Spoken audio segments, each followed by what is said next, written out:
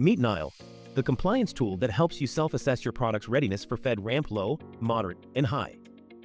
Identify gaps early, reduce authorization time and cost, and move toward authorization with confidence.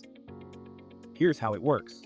First, your security assessment lead creates an account. This might be your information security officer, security manager, compliance lead, or technical program manager. Create a new project for your FedRAMP system and answer straightforward questions about your product's security posture.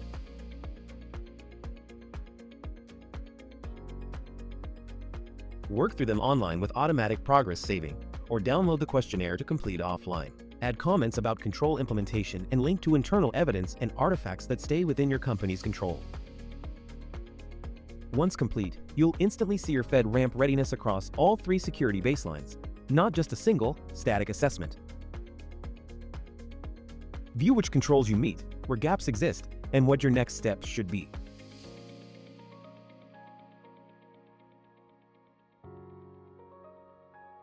These insights compile into a professional PDF report you can share with internal teams and external stakeholders.